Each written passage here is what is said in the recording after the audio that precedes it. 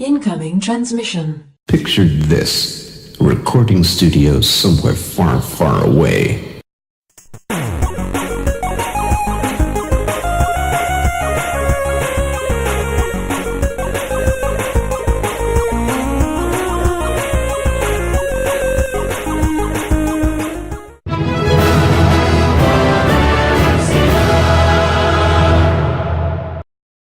Welcome, Watchers of Illusion, to my Castle of Confusion. It's the 1st of February. The 1st of February. Where the hell has January gone? Ladies and gentlemen, Okay, we're looking at WCW SuperBrawl Wrestling on the Super Nintendo today. I thought you'd like a bit of wrestling. It's probably going to be world's crappiest wrestling. Let's have a look at the options anyway, see what we've got. So we've got, we're not having 3 falls, that's ridiculous. 1 fall, that's normally how things work in wrestling.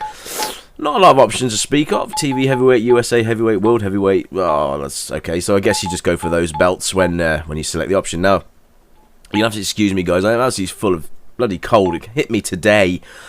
Had it in the house for months, and it's avoided me. All of a sudden, it's caught up with me. So excuse my voice. Now here's the character select screen.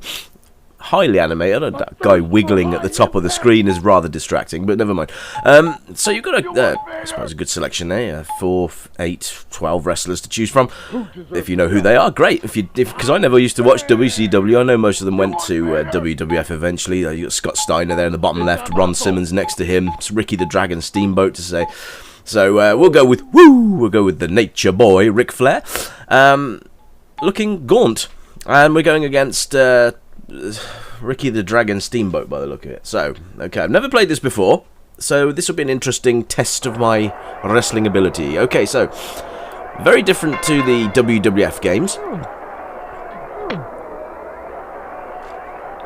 And that's not a good thing. Right, okay, so, the ring is fully explorable. You can go around all the ring there. The controls are really a bit strange. Okay, we'll cover that in a minute. Graphically, it's alright, I suppose. It doesn't really look like Ric Flair, does it? It doesn't really look like Ricky the Dragon Steamboat either, but hey, never mind. But I suppose the crowd are alright. They're not as animated as the WWF games. The crowd. I prefer the WWF presentation. I like the fact the ref's present. That's always a good thing.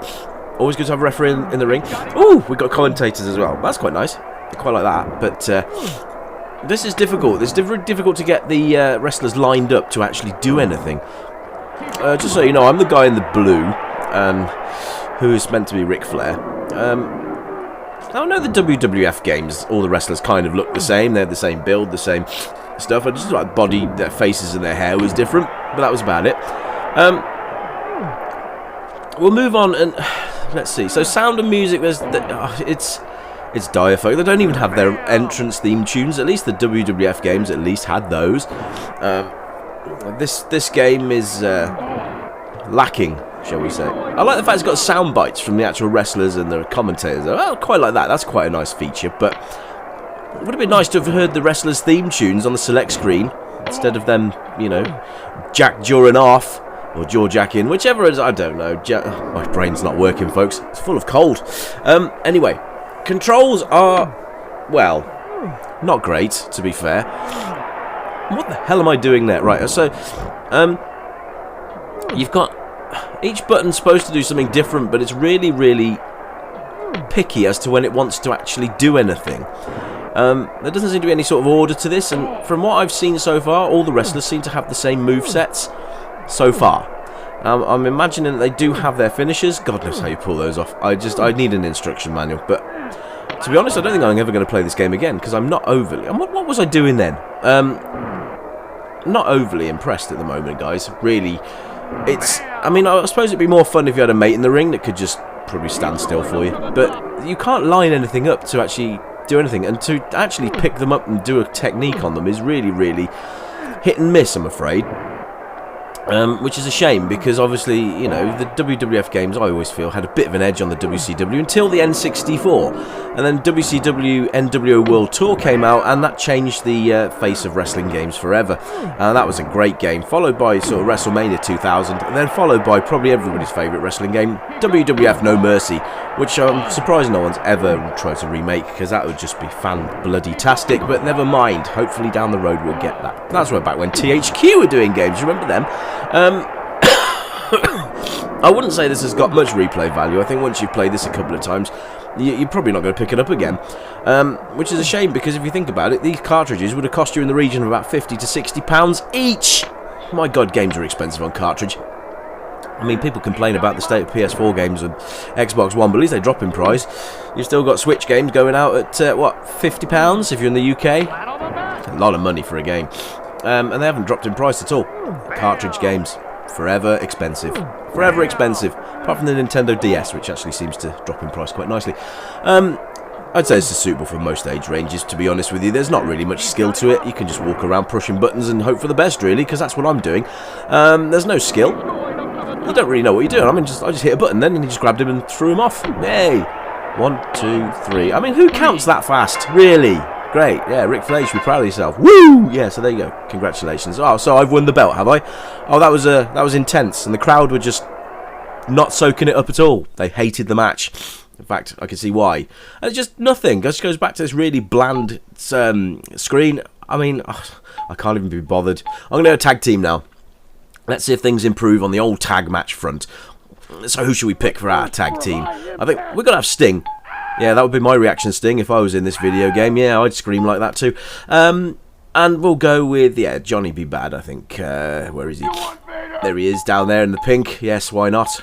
Johnny B. Bad, who looks high as a kite. So this should be interesting. We're going against Vader and Brian Pillman there. Not in that order. Brian Pillman's on the left and Vader on the right. And here I am stuck in the middle with you. So, sorry about the sniffles, guys. I really do apologise. So basically you can see what kind of game it is. It's a wrestling game. Simple as that. And really, really bad one at that. It's such a shame because the SNES was so much better than this. It could do so much better than this. And to be honest, the Mega Drive didn't do much better with any of the WWF games either. So, if there is a decent WCW game out there and you'd like me to have a look at it, please let me know. But if it's anything like this, just keep it to yourself because it's shocking. And Johnny B. Bad looking just like, I don't know, like a 70s porn star. Yeah, so there we are. Obviously it's a two-player game, so you get your friends involved. Brilliant. And the referee absent, as you'll see. Obviously the SNES struggled to have more than 4 people in the screen at once. I don't quite understand that.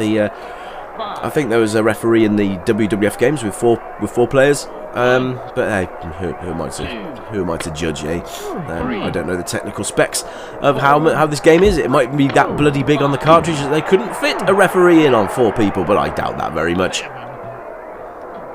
Never mind, eh? So, pretty much a big pile of poo. In fact, you probably have more fun with a big pile of poo, to be honest with you. Bit cleaner playing this game, however. But yeah, it's really not great, guys. If you're a WCW fan, I'm sorry to break it to you, but this is crap. The WWF games did have a slight edge on this. I mean, they weren't great by any stretch, but they did have a lot more playability than this. This is weird. The controls don't even function half the time. And chasing that guy around the ring, I mean, what is he doing? He just keeps leaving the ring for no apparent reason. Get here, Pillman. Take what's coming to you. There you go. So, very, very odd. Yeah, I mean, you can get in and out of the ring, which is great. You can run. You can... I really have nothing positive to say. And whose is that toy car on the floor? Who put that red toy car on the floor? Jeez Louise. Anyway, that's it from me, folks. I'll see you again very, very soon for a brand new review. Hopefully feeling a bit better. But hello to new subscribers. Hello to existing subscribers. And I'll catch you again soon. You keep it retro, folks. I'll catch you next time. Bye for now.